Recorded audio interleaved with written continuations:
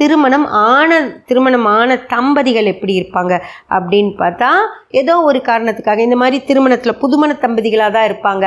அன்னைக்கே வந்து அவங்களுக்கு பிரச்சனைகள் வரும். ஏன் உங்கள் அம்மா அப்பா இந்த மாதிரி நடந்துக்கிறாங்க, ஏன் உங்கள் அப்பா விட்டு கொடுத்து போக மாட்டாரா, நீங்கள் பையன் வீடு தானே, உங்கள் வீட்டில் தானே வந்து நான் வாழ போகிறேன், ஏன் எனக்காக ஒரு இதை விட்டு கொடுக்க மாட்டேங்கிறீங்க அப்படின்னு பொண்ணு கேட்பாங்க.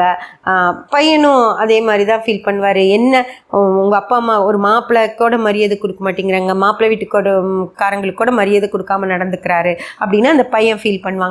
இதை வந்து 2 பேரும் வாய் பேசி சங்கடப்படலைனாலும் கூட ஒரு மூட் ஆஃபில் 2 பேரும் ஒன்றுமே ஒரு சந்தோஷமே இல்லாமல் இருக்கிற மாதிரி பண்ணுவாங்க ஃப்ரெண்ட்ஸ். அதுவே வந்து கொஞ்ச காலம் இந்த ராகு புரட்டாதியில் இருக்கிற வரைக்கும் அவங்களுக்குள்ள ஒரு நல்ல அந்யோன்யமே வராத மாதிரி தான் நடக்கிற மாதிரி இருக்கும். அதனால் புதிதாக திருமணமானவர்களாக இருந்தாலும் சரி, கொஞ்ச நாள் திருமணமாகி கொஞ்ச நாள் ஆனவங்களாக இருந்தாலும் இந்த காலகட்டம் அவங்களுக்கு ஒரு நல்ல ஒரு தாம்பத்திய வாழ்க்கையை கொடுக்காத மாதிரி தான் இருக்கும் ஃப்ரெண்ட்ஸ்.